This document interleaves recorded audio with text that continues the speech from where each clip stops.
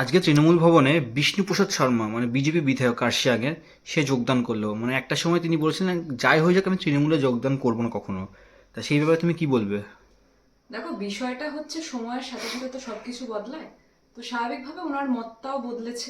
সেখান থেকেই উনি তৃণমূলের শরণাপন্ন হয়েছেন এবং খুব সুন্দরভাবে বাহু খুলে তৃণমূল তাকে গ্রহণ করেছে। মূলত এটা হচ্ছে কথা। আজকের দিনে দাঁড়িয়ে আমি বাস্তবে মনে করি যে উনি যেটা কাজ করতে চাইছেন, যে ব্যাখ্যাটা উনি দিয়েছেন, উনি স্বাভাবিকভাবে কাজ করতে চাইছেন বলেই তৃণমূল কংগ্রেসকে চুজ করে নিয়েছেন। যদি ওনার কাজ করার মনোভাব না থাকতো, উনি যেই দলে ছিলেন সেই দলেই থাকতেন বলে আমি ব্যক্তিগত ক্ষেত্রে মনে করি। তাই মূলত যেই ব্যক্তি কাজ করতে চাইছে সেই ব্যক্তিকে একটা সুযোগ দেওয়া তৃণমূল কংগ্রেসের কাজ। সেই কাজটা তৃণমূল কংগ্রেস করেছে এবং আগামী দিনে আমরা বাস্তবেই আশাবাদী, আশা রাখি যে উনি যে কাজটা করতে চাইছেন, প্রত্যেকটা মানুষের জনগণের পাশে থাকার যে প্রতিজ্ঞাবদ্ধ উনি হয়েছিলেন, উনি হয়তো সেই দলে সেই কাজটা করে উঠতে পারেননি, কিন্তু তৃণমূল কংগ্রেসে উনি সেই কাজটা করতে পারবে। আচ্ছা, ওনার দাবি ছিল বরাবরই যে গোর্খাল্যান্ডকে আলাদাভাবে করা। সেক্ষেত্রে তুমি কি বলবে? দেখুন, বিষয়টা হচ্ছে যে কথাটা দিয়ে আমি শুরু করলাম, যে মানুষের সময়ের সাথে সাথে অনেক কিছুই হয়তো বদলায়, অনেক মনোভাবই বদলায়। সেখান থেকে ওনার এখন কি মনোভাব রয়েছে সেই জিনিসটা জানা আমার ভীষণভাবে জরুরি। তার পরবর্তীতেই আমি এই বিষয়ে বক্তব্য রাখতে পারবো বলে আমি মনে করছি। কারণ যে কথাটা, ঋতুর সাথে সাথে সবকিছুর সাথে সাথে আমরা কিন্তু এগিয়ে যাই এবং আমাদের ভাবনা চিন্তা এভ্যালুয়েট হয়। মানে আস্তে আস্তে আমরা দেখতে পারি যে যেই ভাবনাটা আমার হয়তো দুদিন আগে ছিল, তার পরবর্তীতে সেই ভাবনাটা চেঞ্জ হয়েছে। এবং যেটা দিয়ে আমি শুরু করলাম, সেই কারণেই আমি মনে করি সে বিজেপির যে মনোভাব তার মধ্যে ছিল, সেই মনোভাবকে উনি বালিচাপা দিয়ে তার পরবর্তীতে তৃণমূলের সাথে যোগদান করেছেন। এবং আমি অন্তত তৃণমূল কংগ্রেসের একজন প্রতিনিধি হিসাবে এই কথাটা বলতে পারি যে তৃণমূল কংগ্রেস স্পষ্ট অর্থে একটা জিনিসই দেখবে, যে জনগণের পাশে কে থাকছে, মানুষের জন্য কারা কাজ করছে।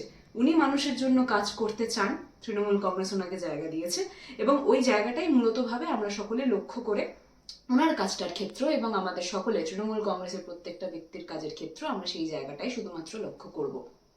আচ্ছা, সোশ্যাল মিডিয়াতে কয়েকদিন থেকে খুব গুঞ্জন চলছে প্রতিকূল কি তৃণমূলে আসছে? দেখো, এই প্রতিকুর রহমানকে নিয়ে যখনই আমাকে কেউ প্রশ্ন করেছে, আমি একটা উত্তরই দিয়েছি। আমরা বরাবরই মনে করি যে the maximum utilization of resources, এই কথাটা আমরা আগে পড়েছি এবং আমি মনে করি যে তৃণমূল কংগ্রেস এটাকে বাস্তবায়ন করতে ভালোবাসে। তো সেখান থেকে দাঁড়িয়ে প্রতিকুর রহমান একজন সুবক্তা এবং সুসংগঠকও বটে। সেখানে আমি মনে করি যে এতদিন উনি যেই পার্টিতে থেকেছেন, বা এখন তো উনি একটা রেজিগনেশন দিয়েছেন বলে আমি জানি, কিন্তু তার আগে পর্যন্ত, সেই রেজিগনেশন দেওয়ার আগে পর্যন্ত যে জিনিসটা আমি জানি, যে সেই পার্টি তাকে কতটা সেই কাজটা করতে দিয়েছে, সেটা কিন্তু একটা ভাবার বিষয়। তাই আমি আবারও বলছি যে maximum utilization of that state resources, মানে উনি একজন সুবক্তা, উনি একজন সুসংগঠক, কিন্তু কি জানেন তো, ভুল জায়গায় থাকলে সেই সুবক্তা বা সুসংগঠকের কোনো জিনিসই, কোনো দৃশ্যই কিন্তু আমরা দেখে উঠতে পারি না। এবং সমান দৃশ্যের ভুক্তভোগী প্রতিকুর রহমান হয়েছে বলে আমি মনে করি। উনি আজকেই একটা চ্যানেলে ইন্টারভিউ দিচ্ছিলেন, সেই ইন্টারভিউটা আমি একটু একটু দেখছিলাম। সেখানে আমি একটা স্পষ্ট কথা বুঝতে পারলাম খুব স্বাভাবিকভাবে, যখন ওনাদের দলের একজন প্রধান হুমায়ুন কবিরের সাথে বসে চা খাচ্ছেন, বিভিন্ন বক্তব্য রাখছেন, সেক্ষেত্রকে সেটাকে কেন্দ্র করে কোনো একজন ব্যক্তি যে বারবার ইনসিস্ট করছে তার সাথে বসার জন্য, উনি স্বাভাবিকভাবে ভারাক্রান্ত হবেন এবং তার মধ্যে অভিমান এবং রাগ, দুটো জিনিসই যে খুব সুন্দরভাবেই ঘর বাঁধবে, এটা অত্যন্ত স্বাভাবিক। এবং শুধুমাত্র তাই নয়, ওনার মুখ থেকে আমরা এই বক্তব্য শুনলাম যে মমতা বন্দ্যোপাধ্যায়ের ওই দিল্লির বুকে দাঁড়িয়ে যেইভাবে প্রত্যেকটা বাংলা এবং বাঙালির জন্য কথা বলা, সেটাও কিন্তু ওনাকে একটা বড় হিট করেছে। কি জানেন তো, প্রতিকূলতা যখন এই কথাটা বলছে, এটা শুধুমাত্র ওই সিপিএম সমর্থক বা কোনো একটা দলের সমর্থক প্রতিকুর রহমানের মুখের কথা নয়, এটা প্রত্যেকটা বাঙালি, প্রত্যেকটা বাংলাভাষী, প্রত্যেকটা সচেতন জনগণের কথা বলে আমি মনে করি। উনি এতদিন বলতে পারছিলেন না, ওনার কোনো বাউন্ডিংস ছিল, কোনো ব্যারিয়ার্স ছিল, কিন্তু আমি মনে করি অবশেষে উনি সেই বাউন্ডিংসটা ভেঙে বেরিয়েছেন। এবং যদি উনি তৃণমূল কংগ্রেসে যোগ দেন, আমি মনে করি না গোটা বিষয়টা খুব খারাপ হবে। এটা আমার ব্যক্তিগত মত থেকে আমি বলছি, আমি আবারও বললাম ব্যক্তিগত মত থেকে বলছি, কারণ আমি মনে করি একটা সুবক্তা, একজন সুসংগঠক ওরকম একটা দলে পড়ে থেকে তার যে গুণ রয়েছে সেই গুণগুলোকে পুরো ধূলিসাৎ করাটা বুদ্ধিমানের পরিচয় বলে আমি অন্তত মনে করি না। এবং আমরা প্রত্যেকে জানি যে সিপিএম নতুন জেনারেশনের কাউকে সেই জায়গা কোনোদিনই দেয়নি, এবং সেটার একটা বড় চিত্র সেটা আমরা দেখতে পাচ্ছি প্রতিকুর রহমানের বক্তব্যের মারফত। তো সেখানে দাঁড়িয়ে যদি উনি মনে করেন যে তৃণমূল কংগ্রেসে যোগদান করবেন, এবং শুধুমাত্র ওনার মনে করা অবধি তো সীমিত থাকে না, যদি আমার দল, আমার সর্বোচ্চ যিনি পদাধিকারী রয়েছেন অর্থাৎ মমতা বন্দ্যোপাধ্যায়, অভিষেক বন্দ্যোপাধ্যায় মনে করেন, তাহলে এটা নিয়ে আমরা বিস্তারিত পরবর্তীতে কথা বলবো। আপাতত এইটুকুনিই থাক। আচ্ছা, নওশাদ সিদ্দিকী এবং হুমায়ুন কবির কতটা ব্যাকফুটে ফেলতে পারে এই আগামী নির্বাচনে তৃণমূলকে? ব্যাকফুটে ফেলতে পারে বলে আমি মনে করি না। এবং এই জিনিসটা এত স্পষ্ট উত্তর দেওয়ার বিশেষ কারণটা হচ্ছে এখানে যে যে দুজন ব্যক্তির কথা তুমি এখানে উল্লেখ করলে, সেই দুজন ব্যক্তি শুধুমাত্র ধর্ম নিয়ে রাজনীতি করে, ঠিক যেমন বিজেপি। তো বিজেপি এত কালখট পোড়ানোর পরবর্তীতেও যখন আমাদের বাংলার মাটিতে কোনো স্থায়ী জায়গা করে উঠতে পারেনি, সেখানে দাঁড়িয়ে ওই বিজেপির সন্তানরা কোনো একটা জায়গা করে নেবে, এই জিনিসটা আমরা অন্তত ভাবিও না।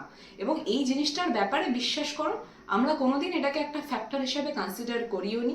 সেখানে দাঁড়িয়ে হুমায়ুন কবির বিভিন্ন বক্তব্য রাখছেন, এবং ওনার সহযোদ্ধাই বলবো আমি এখন, ওনার সহযোদ্ধার সাথে উনি বিভিন্ন বক্তব্য রাখছেন, এবং ওনাদের মাথার উপর যে বিজেপির হাতটা রয়েছে এটাও প্রত্যেকটা বাংলাবাসীর কাছে বেশ স্পষ্ট। তাই এত স্পষ্ট ইকুয়েশনে প্রত্যেকটা সচেতন বাংলাবাসী, প্রত্যেকটা সচেতন ব্যক্তি যে খুব সুন্দরভাবে তার ভোটটা কোথায় কাস্ট করতে হবে এবং গাদ্দারদেরকে তাদের জায়গাটা দেখাতে পারবে, এইটুকুনি আমি বিশ্বাস রাখি। এবং সেই জিনিসটার উত্তর আর কটা দিনের অপেক্ষা, অর্থাৎ 2026-এর ইলেকশন তো আর কটা দিনের অপেক্ষা। তো আমি অপেক্ষা করছি, আপনারাও না হয় অপেক্ষা করুন, এবং তার পরবর্তীতে আমি বিশ্বাস রাখি যে আমাদের একটু খরচা বাড়বে। কিসের খরচা? এই জিনিসটা হয়তো তুমি মনে করতেই পারো যে হঠাৎ করে উপাসনা খরচার কথা কেন বলছে। বিশ্বাস করো, তখন যখন রাঁচিতে আমাদেরকে এই সবুজ রসগোল্লা পাঠাতে হবে, ওখানে পাঠানোরও তো একটা খরচা আছে, তাই নাকি? তো সেখানে দাঁড়িয়ে ওইটুকুনি খরচা আমাদের বাড়তে পারে, কিন্তু ওই ছাড়া বেশি টেনশন আমাদের সত্যি তাদেরকে নিয়ে আর কিছু নেই। আমি বরাবরই বলেছি, শুভেন্দু অধিকারী থেকে শুরু করে তার প্রত্যেকটা সন্তানেরা যেইভাবে বিভেদের রাজনীতি করার চেষ্টা করছে, বিভেদের বীজ বুয়ে দেওয়ার চেষ্টা করছে বাংলার মাটিতে, এই বাংলার মাটি বিভেদের বীজ কোনোদিন গ্রহণ করেনি, এবং এই বিভেদের বীজ দিয়ে কোনোদিনই গাছ উঠবে না। এইটুকুনি স্পষ্ট কথা, একদম স্পষ্ট কণ্ঠে বললাম। আচ্ছা, সুপ্রিম কোর্ট নির্দেশ দিয়েছে, তা সত্ত্বেও ইলেকশন কমিশন হোয়াটসঅ্যাপের মাধ্যমে একটা কথা চালাচালি করছে। এই ব্যাপারে অভিষেক ব্যানার্জি একটা কালকে টুইট করেছে, তোমার কি বক্তব্য এখানে? আমার কথাটা হচ্ছে যে হোয়াটসঅ্যাপের এত কার্যকারিতা রয়েছে, এটা জুকু ভাইও এতদিন হয়তো জানেন না, কিন্তু সেই কার্যকারিতা খুব সুন্দরভাবেই আমাদের সকলের চোখের সামনে পেশ করেছেন বিজেপি নামক একটা দল। এবং প্রত্যেকটা ক্ষেত্রে আমরা দেখেছি যে হোয়াটসঅ্যাপ ইউনিভার্সিটি, যেইভাবে এই কথাটা বহু শোনা, আপনার কাছেও শোনা, আপনার সকল দর্শকের কাছেও শোনা, আমার কাছেও বেশ পরিচিত কথা হোয়াটসঅ্যাপ ইউনিভার্সিটি, এই জায়গাটা তো শুরু হয়েছিল বিজেপির কাছ থেকে। আমরা দেখতে পাচ্ছি যে বিজেপির সন্তান অর্থাৎ ECI, election commission of India, এখন আর আমরা বলি না, ইলেকশন কমিশন অফ বিজেপি আমরা বলি, অর্থাৎ ইসিবি বলি আমরা এখন। তো তারা খুব সুন্দরভাবেই বাংলার প্রত্যেকটা মানুষকে হেনস্থা করার চক্রান্ত নিয়ে এই লজিক্যাল ডিসক্রিপেন্সি থেকে শুরু করে প্রত্যেকটা ক্ষেত্রে যেইভাবে বাংলার মানুষজনদেরকে হেনস্থা করে এসছে, সুপ্রিম কোর্টের ভার্ডিক্ট পেশ হওয়ার পরবর্তীতেও তারা ক্রমাগত এই চেষ্টা চালিয়ে যাচ্ছে। এটা এখন এই চ্যাটটা ভাইরাল হওয়ার পরবর্তীতে বেশ স্পষ্ট। এবং দাদা অর্থাৎ অভিষেক বন্দ্যোপাধ্যায়, আমাদের নেতা, খুব সুন্দরভাবেই সেই চ্যাটটা তুলে ধরেছেন, এবং ওইটা দেখার পরবর্তীতে এই যে গোটা চক্রান্তটা তারা ক্রমাগত ক্ষেত্রে করে যাচ্ছিলেন, আমি মনে করি সেটা ফাঁস হয়েছে প্রত্যেকটা সচেতন জনগণের সামনে। আর হ্যাঁ, যেই কথাটা আমি ঠিক কিছুক্ষণ আগেও বললাম যে 2026-এর ইলেকশন আর কটা দিনের অপেক্ষা, তো সেটাকে কেন্দ্র করেই আমি আপনাদের সকলকে বলতে চাইছি যে যেই দল ইসিআইকে ব্যবহার করে প্রত্যেকটা সচেতন ব্যক্তি বা সেই দাদু দিদা যারা মোদিবাবুর জন্মের পূর্বে থেকে এই মাটির বাসিন্দা, তাদেরকে এই প্রমাণ করার জন্য লাইনে দাঁড় করিয়েছে, হেনস্থা করেছে, সেই প্রত্যেকটা কন্যা সন্তান যে হয়তো আজকের দিনে দাঁড়িয়ে একটা জায়গা থেকে বিবাহ ক্ষেত্রে সম্পূর্ণ হওয়ার পরবর্তীতেই তার বরের জায়গায় গেছে, বরের বাড়িতে গেছে, তার সারনেম চেঞ্জ হওয়ার জন্যও তাকে লাইনে দাঁড় করানো হয়েছে। শুধুমাত্র তাই কেন, এই দৃশ্য আমরা দেখেছি যে যেই দিদা, যেই দাদু নাকে নল নিয়ে রীতিমতো তাকে সেখানে পেশ হতে হচ্ছে, তার হয়তো এখন হসপিটালে থাকার কথা, বা কোনো একজন প্রেগনেন্ট মহিলা যার পেটে সন্তান রয়েছে, সেই মানুষটাকেও হেনস্থা করে লাইনে দাঁড় করানো হয়েছে। এবং 1 ঘন্টা 2 ঘন্টার জায়গায় সীমাবদ্ধ থাকেনি এই গোটা বিষয়, এই গোটা বিষয় চলেছে 5 ঘন্টা 6 ঘন্টা 7 ঘন্টা কেন্দ্রিক।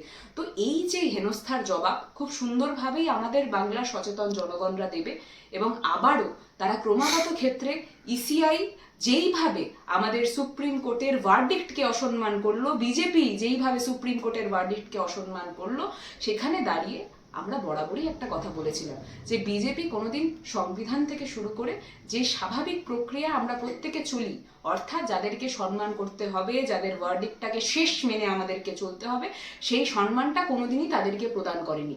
তাই জন্যই তারা বিভেদের রাজনীতির মতো নোংরা বিষ আমাদের সকলের মধ্যে বুয়ে দেওয়ার চেষ্টা করে গেছে ক্রমাগত ক্ষেত্রে। কিন্তু যেইভাবে সেই বিষ মুখ থুবড়ে পড়েছে, সমানভাবে এই নোংরা চক্রান্ত অর্থাৎ সুপ্রিম কোর্টের ভার্ডিক্টকে অবহেলা করা, এইটার খুব সুন্দরভাবে উত্তর প্রত্যেকটা জনগণ 2026-এর ইলেকশনের নির্বাচনে অর্থাৎ রেজাল্টে খুব সুন্দরভাবেই আপনিও দেখতে পাবেন, আমিও দেখতে পাবো।